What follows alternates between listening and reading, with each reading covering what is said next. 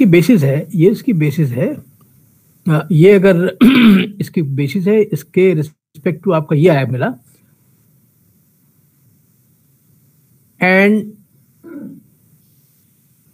Late B be the matrix of the same T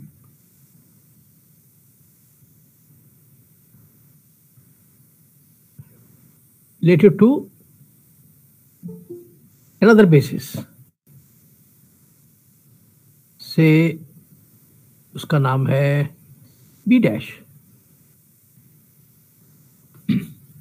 B dash मान लीजिए है, क्या लिखा जाए, चलिए F1 कर देते हैं, F1 F2 Fn। तो अब आपके पास क्या हो गया कि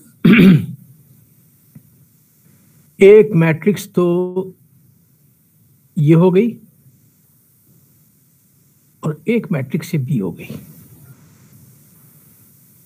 ये मैट्रिक्स है with respect to this basis. अच्छा, बी नहीं लिखे, बी तो हमने दोनों, तो इस मैट्रिक्स को कुछ और बोल देते हैं, इसको हम क्या बोल दें अब, बी बेसिस का नाम है, बी मैट्रिक्स का नाम है, तो अच्छी बात नहीं है, इसको कुछ और ले लेते हैं, इसको कुछ चेंज कर देते हैं। I will change it as, इसको हम स्क्रिप्ट बी कर देते हैं, script B, script B,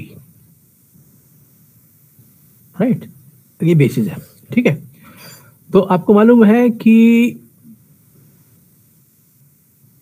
then there exists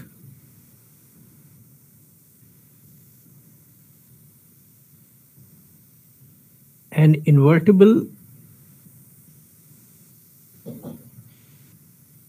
matrix P such that P inverse AP is equal to B. That is, A and B are similar. पढ़ा होगा आपने, ठीक है। इस टी की मैट्रिक्स क्या होगी वो इस पर निर्भर करेगा कि आपने कौन सी बेसिस ली। एक ही वेक्टर स्पेस की कई बेसिस हो सकती है, मान लीजिए आपने ये वाली बेसिस ले ली तो उसकी भी कोई मिलेगी मैट्रिक्स, वो मान लीजिए बी हो गई, लेकिन दोनों में बड़ा क्लोज रिलेशन होगा, राइट। क्या रिलेशन होगा, we can find invertible matrix P such that P inverse A P is equal to P, जिसको बोलते हैं and B are similar, and B are similar. और ये पी जो होती है, ये पी क्या होता है, P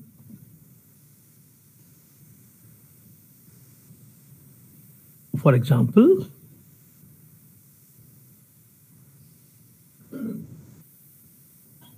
P is what is called as the transition matrix.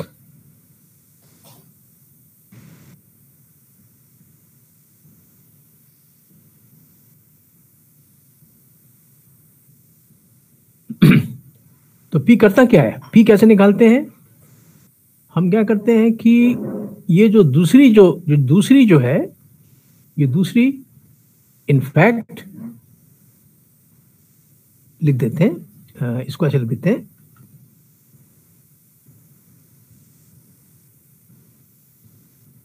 That is P is equal to the matrix Aij, where हम करेंगे क्या कि इस बेस से यहां बेस पे गए तो करते क्या है, आपको याद होगा, F1 को लिखा as a linear combination of this basis element. मान लीजिए हो गया ये A11 E1 plus A12 E2 plus A1n En, फिर F2 लिखा A21 E1 plus A22 E2 plus A2n En, करते करते करते आपने लिख दिया Fn को। तो ये जो एलिमेंट्स मिलेंगे, A11 A12 A1, ये बना देंगे इस मैट्रिक्स P को। तो इसको बोलते हैं transition matrix from this base B to B. तो हमने आपको इसलिए याद दिलाया कि अब हम जो क्या हमारे पास क्या है, ये तो आपने बीएससी पढ़ा होगा, लेकिन अब हम क्या कर रहे हैं, हमने बजाय वेक्टर स्पेसेस के, right, so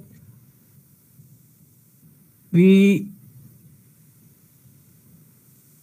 wish to consider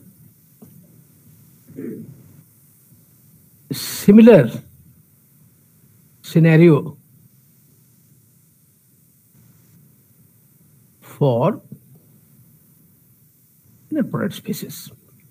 अब क्या हो गया है कि हमारे पास जो वेक्टर स्पेस उसमें एक इनर प्रोडक्ट भी आ गया है। तो इसका मतलब क्या हो जाएगा, जैसे मान लीजिए दैट इज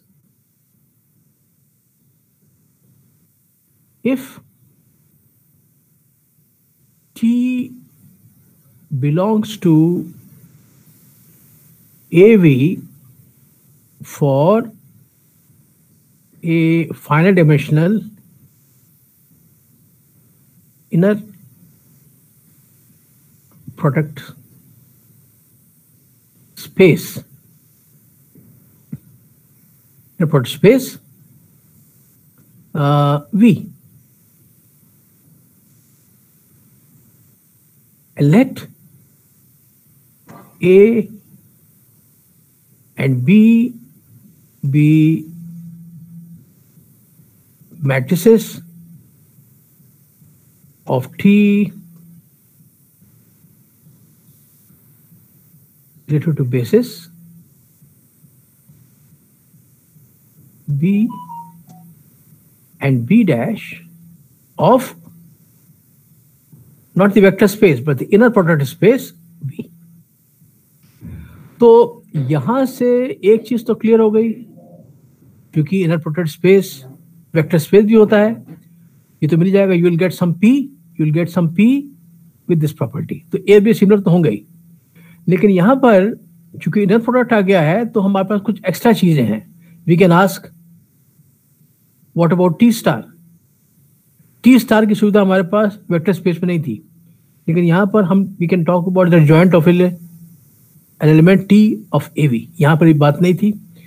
तो what can we say about the matrix of T star, right, या यहां पर जो पी मिलेगा, ये जो पी इन्वर्टर मिला, यहां पर क्या होना चाहिए। तो इस सब का जवाब जो है, इस सब का जवाब we wish to consider similar situation, ये चीज करना चाहते हैं कि यहां पर क्या होगा।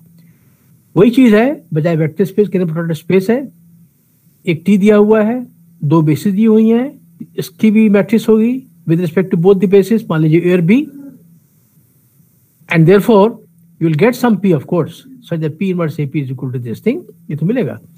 लेकिन इनर प्रोडक्ट एक्स्ट्रा होने की वजह से और हम इन चीजों के बारे में क्या कर सकते हैं, that is the purpose of the next result, right. तो इसका स्क्रीनशॉट लीजिए, then I will go to the next result.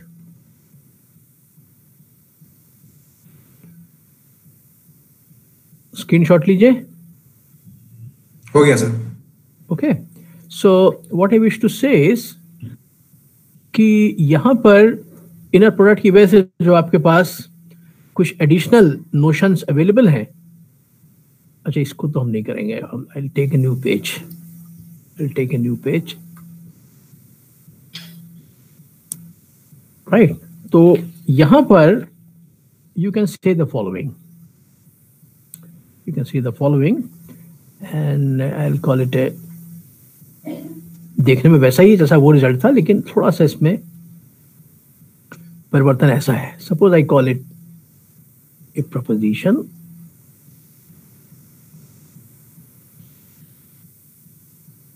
This is follows, let, अब चूंकि इनर प्रोडक्ट स्पेस यहाँ बेसिस के बजाय we can also talk about orthonormal basis, तो कुछ एडिशनल हमारे पास जानकारी है।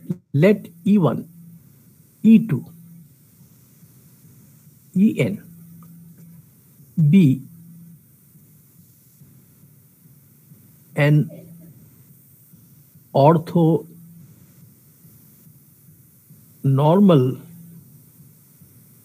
basis of an inner product space of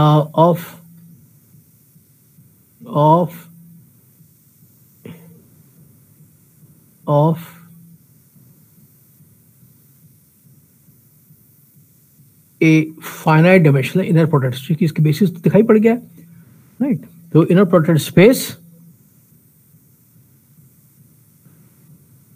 V,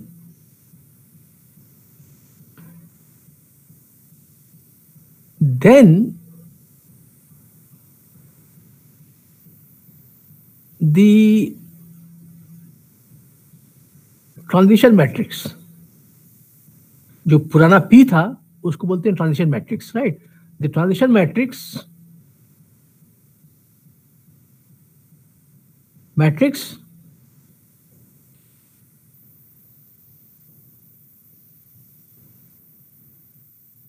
from this basis to another basis, नहीं, another orthonormal basis.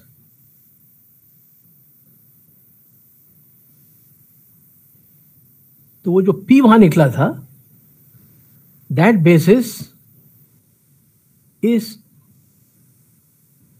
that matrix is either unitary, unitary का मतलब invertible तो है ही है, inverse उसका क्या जाएगा, ट्रांसपोज जाएगा, is unitary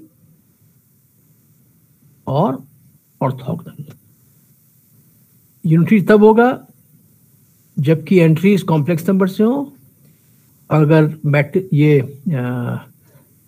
अगर V इज ए जो फील्ड है, अगर मान लीजिए फील्ड रियल नंबर है तो हो जाएगा ऑर्थोगोनल यूनिटरी, राइट? तो एक तो ये हो गया, राइट? तो एडिशनल जानकारी क्या हुई, वो जो P मिलेगा that matrix going to be invertible तो हो जाएगी, तो आइदर यूनिटरी होगी या ऑर्थोगोनल होगी, राइट? और दूसरा, on the other hand, conversely, if P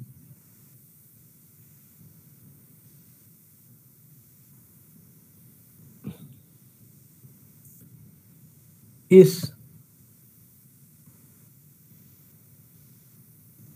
unitary or orthogonal,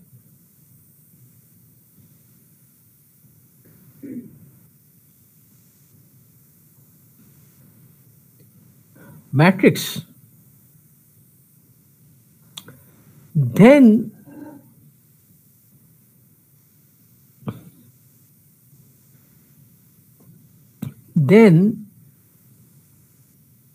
P, तो ये मान लीजिए n क्रॉस n मैट्रिक्स है, if P is a unitary orthogonal n cross n matrix,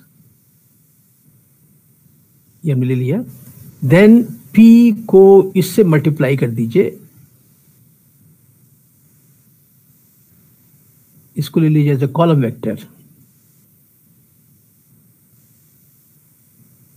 En.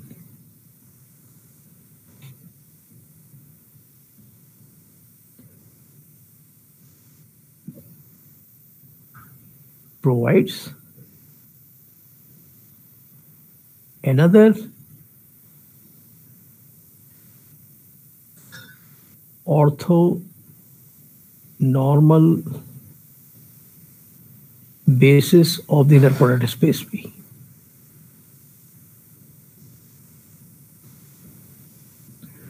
फिर से दोहरा लें, तो ये तो आप देख ही चुके हैं कि अगर इसके बजाय आपने कोई और बेसिस ले ली,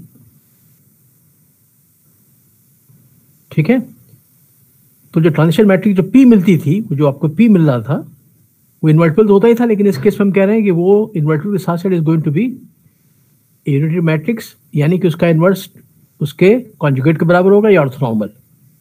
और कन्वर्सली अगर P कोई भी यूनिटरी मैट्रिक्स है, right, with entries from that field, then think of this as a column vector and P think of this thing as an n cross n matrix. तो जो multiply करने के बाद जो आपको मिलेगा कॉलम मैट्रिक्स, तो that is going to give you an orthonormal basis of this. ये इसका एक तरह से कन्वर्स हो गया, right? And seeing this thing is very easy. लिखने में जो भी लंबा चौड़ा दिख रहा हो, but the proof is very straightforward, and it's like this. Let f1, f2, fn, पहला वाला part, be another ortho normal basis of P. तो ट्रांजिशन मैट्रिक्स निकालने के लिए हम क्या करना पड़ेगा? हमको ये जो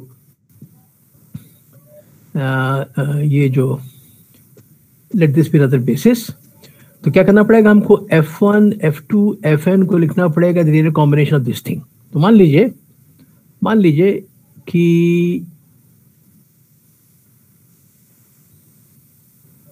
f I is a linear combination of this thing. तो इसको हम लिख देते हैं ऐसे, मान लीजिए ai1 e1 plus ai2 e2 etc. You can guess ain en,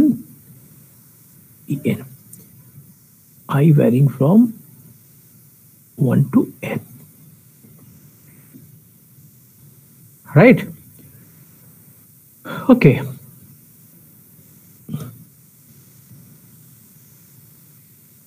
If B is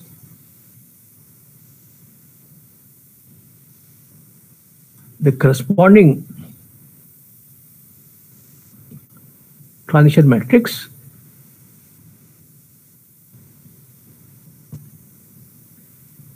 then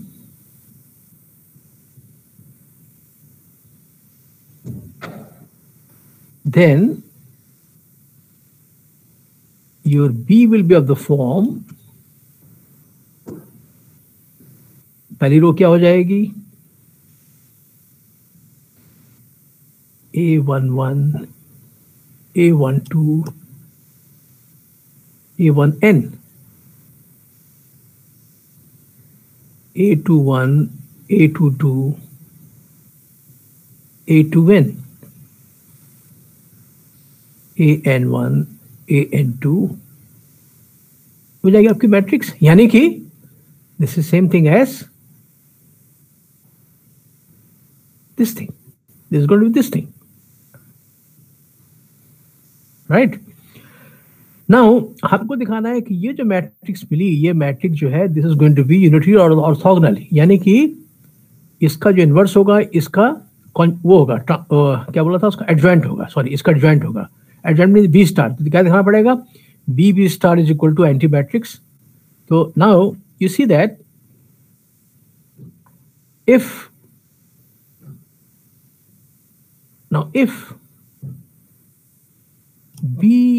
B star is the matrix whose ith term is small cij, then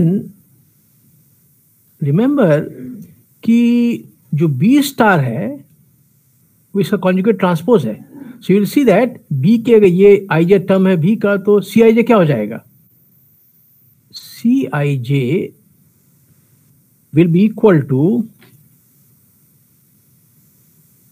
ai1 aj1 bar plus ai2 aj2 bar plus ain ajn bar. फिर से याद दिला दें, B star है क्या? इसका conjugate transpose. तो इसकी एंट्रीज है, जब मल्टीप्लाई कीजिएगा तो you will get the ith term is going to be like this thing. Now you see that now if you regard if you regard ये मान लीजिए नाउ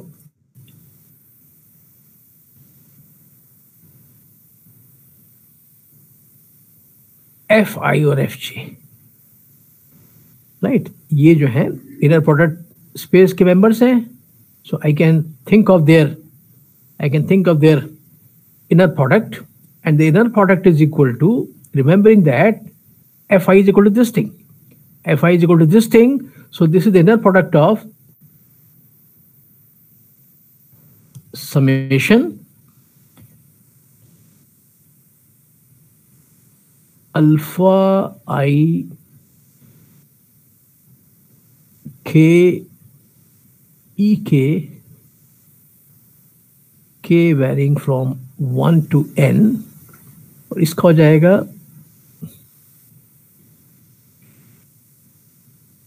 अल्फा जे है ना, तो J L E L, L is from 1 to n, ये हो जाएगा. अब इसका याद कीजिए कि ये जो इनर प्रोडक्ट होता है, this is linear in the first variable and conjugate in the second variable. So if you use that thing, and remember that this basis is an orthonormal basis. ये orthonormal basis है. That means EI और EJ का inner product हो जाएगा 0 अगर I बराबर J के नहीं होगा, right? और अगर I बराबर J के तो बजाय 1 हो जाएगा, क्योंकि इन सब का जो नॉर्म है 1 है. इट्स ऑर्थ, नॉर्म की जरूरत नहीं हमको, ऑर्थोनॉर्मल बेसिस, हाँ नॉर्मल दिया हुआ है ना. सो दिस विल गेट, तो देखने में बहुत बड़ा एक्सप्रेशन है, लेकिन बिकॉज ई आई और ई जे का इनर प्रोडक्ट 0 है, if I not equal to J, तो अल्टीमेटली आपको बचेगा क्या? You will get something like this thing, alpha I 1, और यहां से मिलेगा आपको, this is conjugate linear in the second variable, याद दिला रहे हैं. तो क्या मिलेगा यहाँ पे? अल्फा, सॉरी अल्फा कहाँ से आ गया? ये तो ए लिखा था ना, तो ये ए है, सॉरी ये ए है, ये सब ए है. You will gate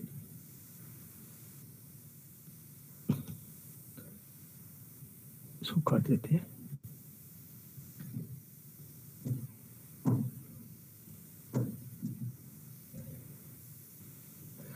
Okay, this is going to be equal to AI1, इसका कॉन्जुगेट हो जाएगा आपका AJ1 बार, बिकॉज यहां पर केवल जब ये 1 होगा तभी जाकर के इनर प्रोडक्ट 0 का E1 और E1 का होगा, पर E1 का किसी और के साथ हो जाएगा 0 अगर L बराबर 1 के नहीं हुआ. तो ये टर्म मिलेगा. नेक्स्ट टर्म क्या मिलेगा? नेक्स्ट टर्म मिलेगा आपको AI2 AJ2 बार AIN AJN बार, ये मिलेगा आपको, right? you'll get this thing. और एक चीज और याद कीजिए कि okay, you'll get this thing, and this is going to be equal to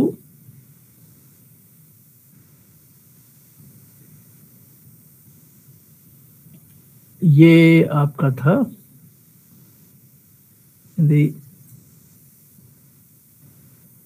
ये हो गया ना आपका, ओके, बीबी स्टार है, हाँ ये बीबी स्टार हो गया.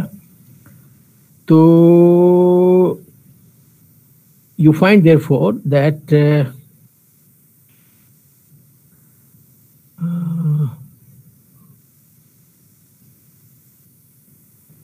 unitary,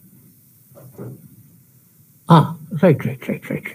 अब चूंकि ये जो है ये ऑर्थोनॉर्मल बेसिस है, इसका इस्तेमाल कीजिए. तो ऑर्थोनॉर्मल बेसिस है, वो ये कहता है कि इनका प्रोडक्ट हो जाएगा 0 अगर I बराबर J के नहीं हुआ, और I बराबर J के हो जाएगा तब ये नॉन जीरो का वैल्यू जाएगी 1, चूंकि दिस ऑर्थोनॉर्मल. तो एक्चुअली ये है क्या? you will see that so since F1, F2, this thing is an ortho normal set, therefore the inner product of Fi and Fj, this is the Dirac delta function, यानी कि ये वो function है, delta आई जे क्या denote करता है, वो function है जिसकी वैल्यू 1 है यदि आई बराबर जे के हो, 0 है यदि आई जे से डिफरेंट हो. So you find that because this is already given to be an orthonormal basis, this is going to happen, this is going to happen. इसका मतलब this thing is equal to delta ij, and so suppose you call it 1, you call it 2, and you call this thing as 3. Sir lambda I J के bracket में क्या लिखे हैं? क्या बोलिए दोबारा बोलिए. ब्रैकेट में दो क्या है? Dirac delta function. Sir equation 2. हाँ बोलिए सर इक्वेशन 1 और 2 तो सर सेम ही है. नहीं, ये तो हमने ये लिखा है ना, ये इक्वेशन 1 में क्या है, ये चीज है लेफ्ट हैंड साइड पे ये है. ठीक है, इसको आप मत इस्तेमाल कीजिए अगर नहीं याद है. डेल्टा आई जे का मतलब वो फंक्शन है जिसकी वैल्यू 1 है अगर I is not equal to जे, 0 अगर ये है, ये डेल्टा आई जे के मतलब है. So you can see that from 1, 2, 3, 1 और 2 में राइट हैंड साइड एक है तो लेफ्ट हैंड साइड भी एक हो जाएगी. तो क्या हो जाएगा, Cij will be equal to Fi Fj, which will be equal to delta ij. So that means ये जो इसकी एंट्रीज हैं वो 1 होंगी अगर i is equal to j, 0 होगी if i is not equal to j. So therefore B star is the anti matrix. ठीक है, Cij जो है या तो 1 होगा डायगोनल पे, बाकी सब जगह 0 होगा. सो therefore B is unitary. B is unitary या ऑर्थोगोनल, डिपेंड करेगा कि एंट्रीज रियल है कि कॉम्प्लेक्स है. तो ये चीज तो हो गई कि अगर इतना पार्ट हो गया आपका,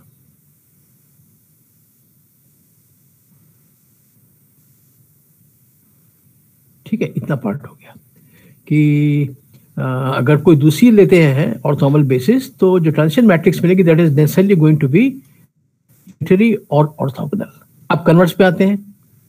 ठीक है, इसका स्क्रीनशॉट लीजिए,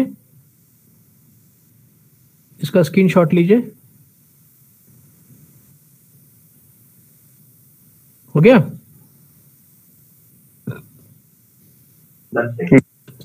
स्क्रीनशॉट लीजिए इसका.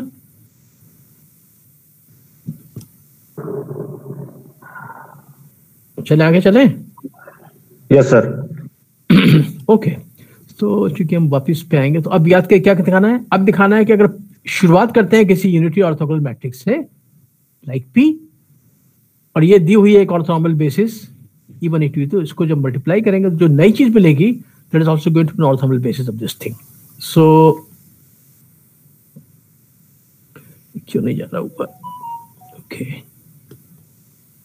So next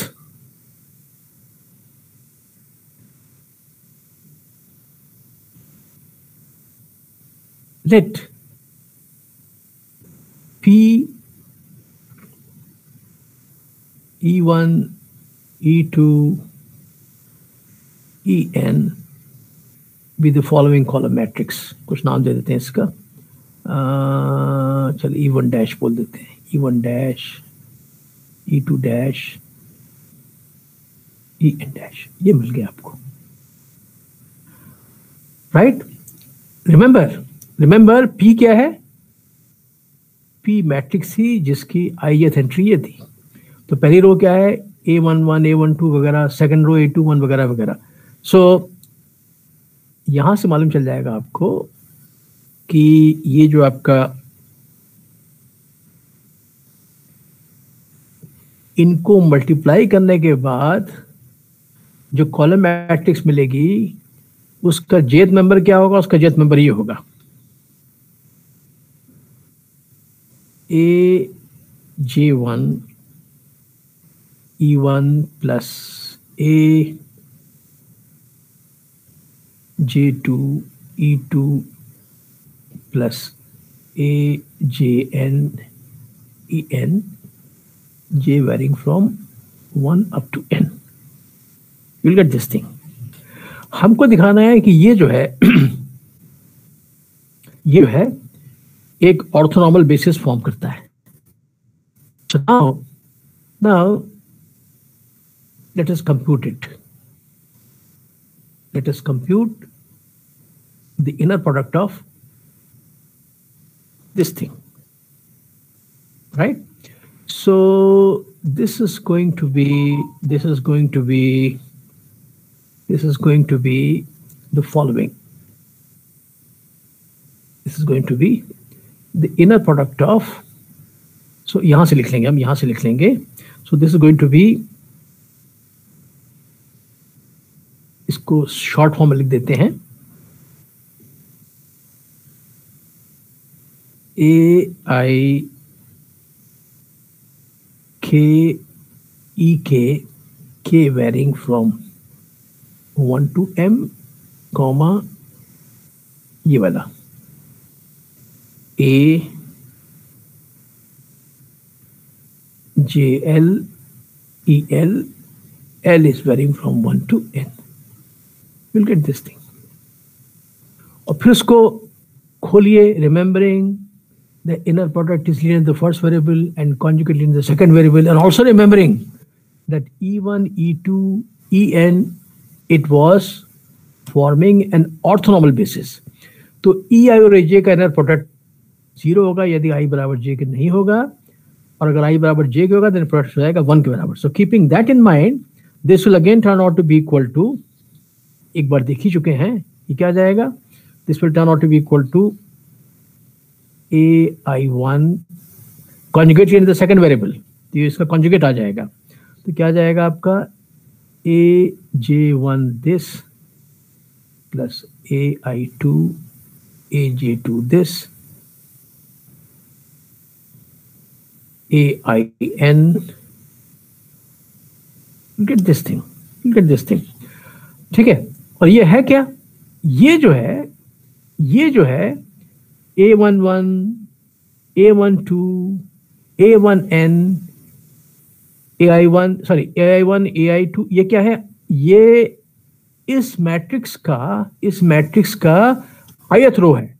this is the ith रो, और ये क्या है? jth रो का conjugate. So I can right like this thing. आपको याद है कि नहीं? हमने आपको शुरू में याद दिलाया था कि if capital R1 capital R2 capital Rn denote the rows, then this is going to be the ijth member of PP star. याद है कि नहीं? It is going to be the ith member of PP star. So this is equal to the ijth entry of the matrix PP star. But as P is given to be unitary और orthogonal depending on कि field आपकी complex अगर real है, तो P star is the inverse of P star is the inverse of this thing. So PP star is nothing but the entry matrix. तो ये जो ith entry मिली आपकी, so this is the matrix जिसका कि ith element हो जाएगा Dirac delta function, जिसकी value 1 होती है अगर i बराबर j के है, 0 अगर i बराबर j के. सो ये ith एंट्री मिली, तो इसका मतलब क्या हो जाएगा कि this is actually the ith entry of this thing. तो वहां से क्या आ जाएगा, hence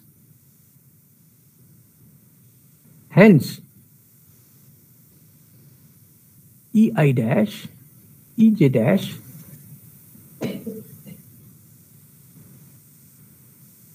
showing that E1 dash, E2 dash, En dash is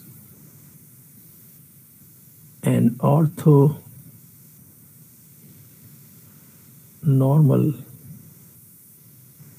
basis of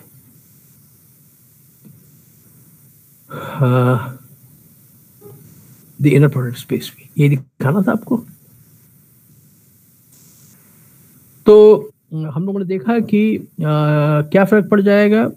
vector space में हम एक बेसिस दूसरी बेसिस में जाते थे, लेकिन यहां पर अगर आप एक ऑर्थोनॉर्मल बेसिस से दूसरी ऑर्थोनॉर्मल बेसिस पे जाएंगे तो जो ट्रांजिशन मैट्रिक्स मिलेगी that is always going to be either unitary matrix और an orthogonal matrix, depending on whether the field is the field of complex number, the field of real numbers, और converse भी इसका true होता है. Right. सो इसका screenshot लीजिए आप.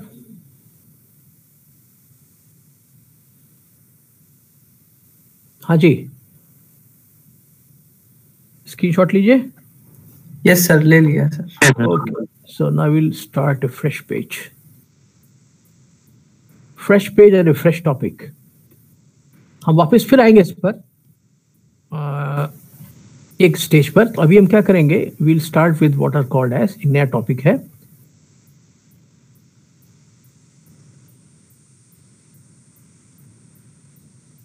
bilinear forms. Bilinear forms, right? तो ये क्या है कि जैसे मान लीजिए कि ये ऑलरेडी आप देख चुके हैं, बट ये नाम नहीं लिया था. तो क्या देखा था हमने, let V be a finite dimensional vector space.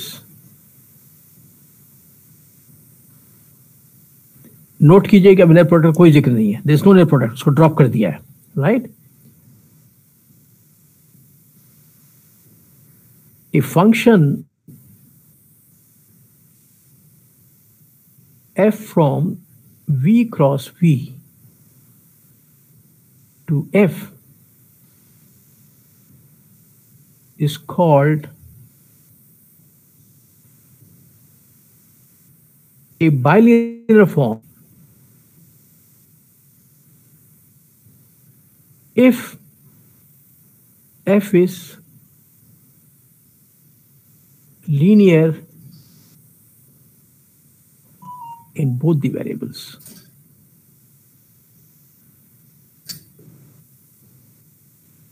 क्या मतलब हुआ इसका? इसका मतलब ये हुआ कि अगर आपने f तो किस पे ऐड कर रहा है, इस पे ऐड कर रहा है, तो उसके एलिमेंट्स क्या होंगे, ऑर्डर्ड पेयर्स. लेकिन मान लीजिए ये आपका alpha x1 plus beta x2 y, that is going to be equal to alpha F x1y plus beta F x2y। तो ये तो हो गया linearity in the first variable.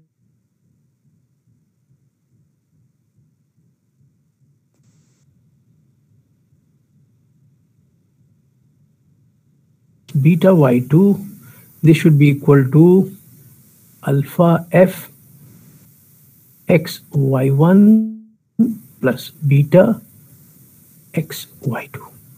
If this happens, then we say that f is linear in the first variable as well as in second variable. So if this happens, then तो आप याद कीजिए, आपको बीएससी से याद होगा कि अगर मान लीजिए let V be a vector space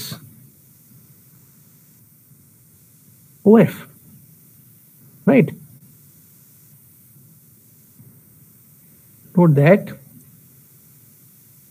F is always a vector space over itself, right? तो आपको याद आ रहा होगा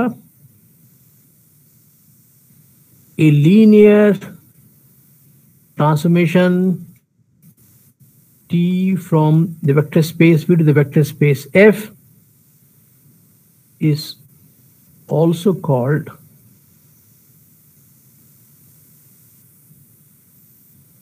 a linear form, और हो सकता है ये वाला ना आपने देखा हो, और ए लीनियर फंक्शनल। कुछ याद आया? ये बेसिक में पढ़ा होगा, राइट? बल्कि एक चीज और याद आ रही होगी, also V star defined as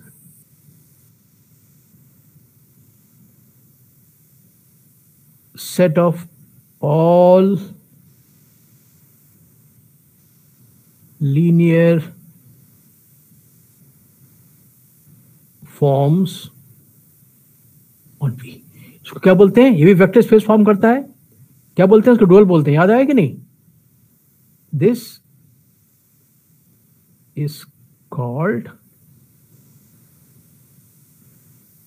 the, कुछ याद आया?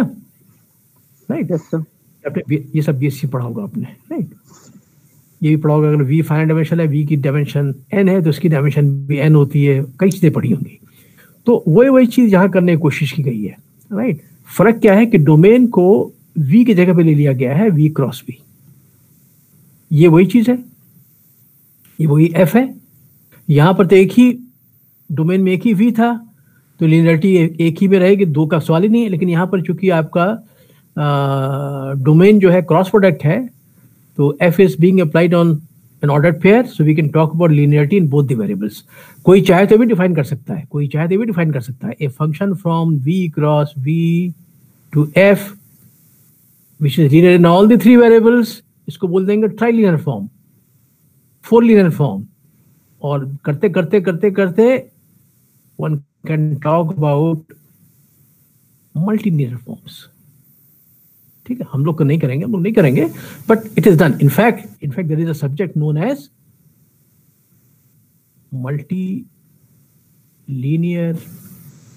algebra, right? वो उसकी ये समझे, उसकी एक टिप है। Bilinear form is only a glimpse of what is inside this multilinear, जो कि हमारा पार्ट नहीं, लेकिन जस्ट एज ए रिमार्क। तो कहने का मतलब है कि one doesn't need to stop only at cross product 2, 3 ले सकते हैं, 4 ले सकते हैं, कई सारे ले सकते हैं, और वो सब वर्थवाइल है। मतलब ये वेस्ट एक्सरसाइज नहीं है, and it gives rise to another subject called multilinear algebra, जो कि हम लोग ऑफ कोर्स यहाँ पढ़ेंगे नहीं, right? So this is by the way you can see that तो इनर प्रोडक्ट क्या इसका रिश्ता इनर प्रोडक्ट स्पेस से? So if V is a real inner product space, then its inner product,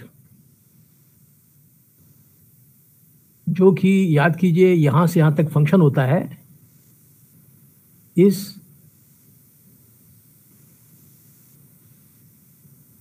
A bilinear form.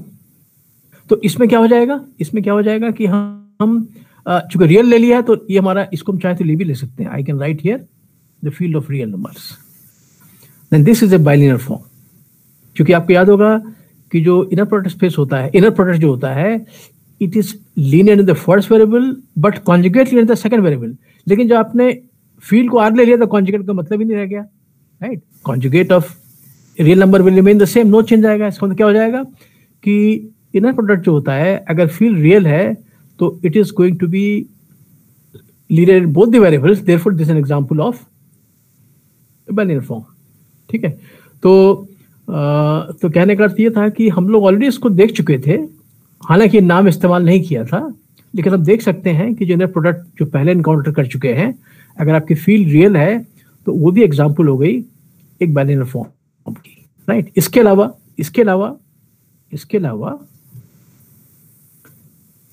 Every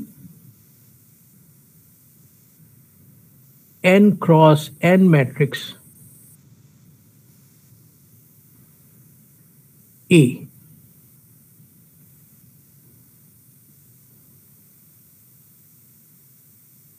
with entries in a field F gives rise to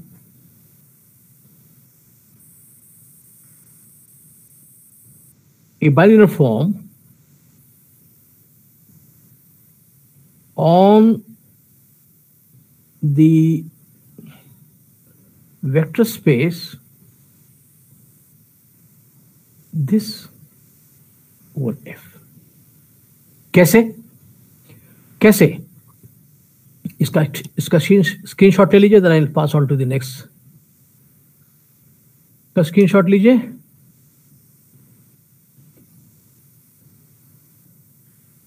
हो गया? Okay done. Okay so हम ये बताना चाहते हैं कि हर square matrix से भी एक लीनियर फॉर्म मिलता है एज फॉलोस।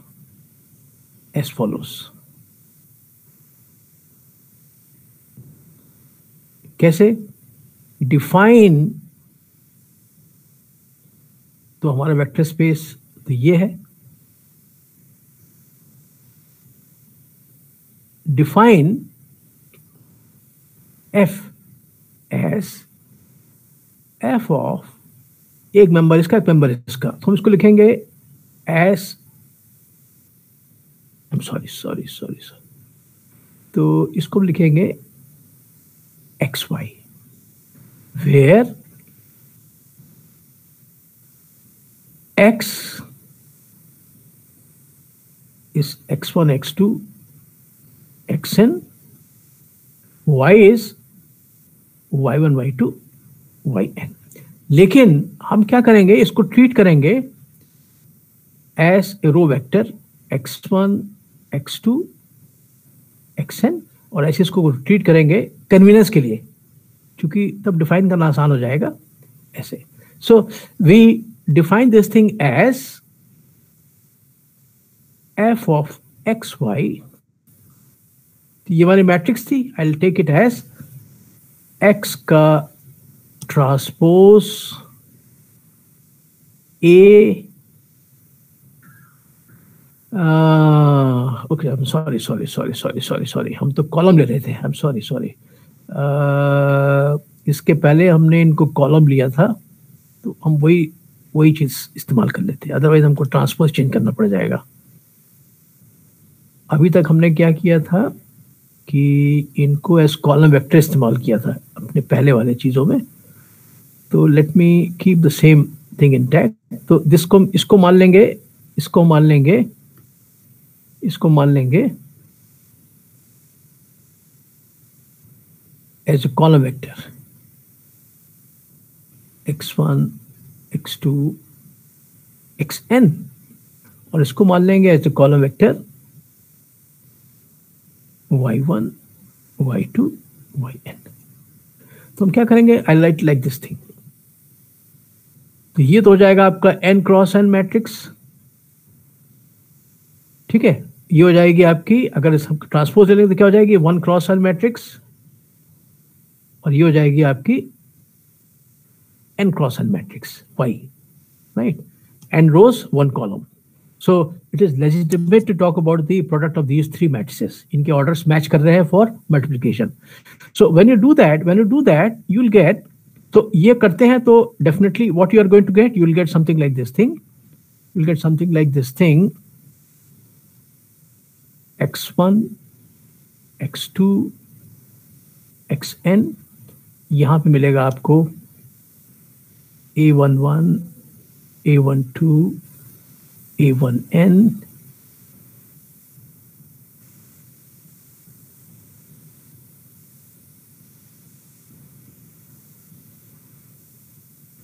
और यहां मिलेगा आपको y1, y2, yn। तो जब इसको आप मल्टीप्लाई कीजिएगा तो it will just take a couple of minutes.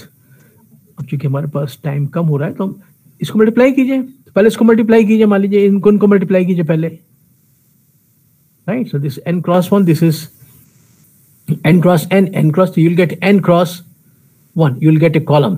Column का पहला एलिमेंट क्या हो जाएगा, a11 y1 plus a12 y2 plus a13 y3 plus plus plus plus a1n yn। ऐसी सेकंड थर्ड फिर इससे मल्टीप्लाई करना है, तो क्या हो जाएगा, x1 into a11 y1 plus a12 y2 with in bracket, ये मिलेगा। अल्टीमेटली आपको ये मिल जाएगा, ultimately you will get this thing. इसको हम छोटे फॉर्म में लिख देते हैं, using summation I will write it as summation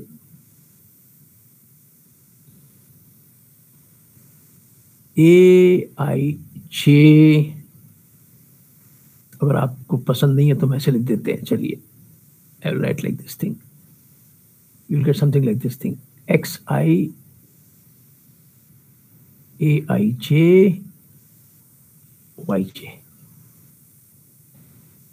ij varying from 1 to n, and this you can rewrite as aij xi xj 1 to n, right?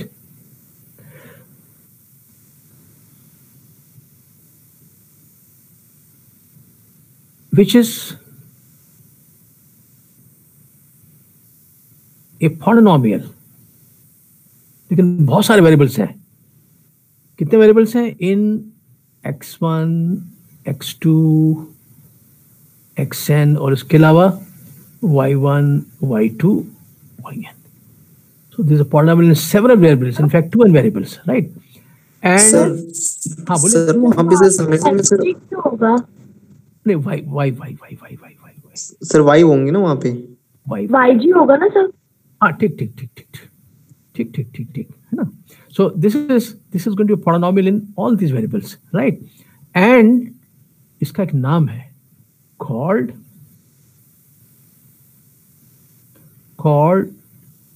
the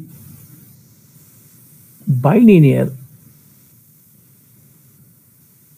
polynomial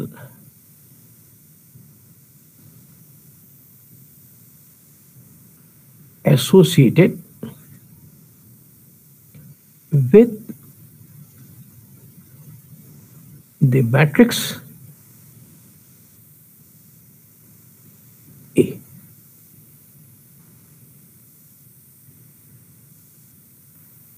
इसमें आपके लिए एक बहुत छोटा सा एक्सरसाइज है, क्योंकि समय खत्म हो गया है, but it's so straightforward that I can take the liberty of leaving for you. Verify that.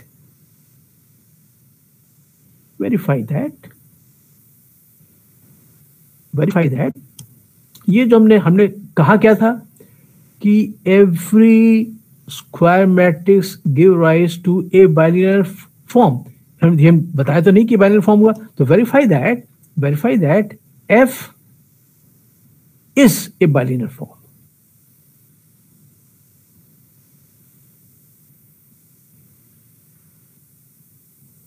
तो क्या चेक करना पड़ेगा कि this is linear in both the variables. क्या चेक कीजिएगा? You will check, for example you will check that f of alpha x1 plus beta x2 y is equal to alpha f x1 y plus beta f x2y। यहीं पे लिख दीजिएगा, इस x के पे लिख दीजिए x1 प्लस x2, तो तो आपको 2 मिल जाएंगे। x1 x2 कुछ ले लीजिए और ऐसे x2 के लिए कुछ ले लीजिए, वेरीफाई कीजिएगा, आसानी से हो जाए। कुछ है तो नहीं, केवल सिंपल मैट्रिक्स मल्टीप्लिकेशन है। And similarly f of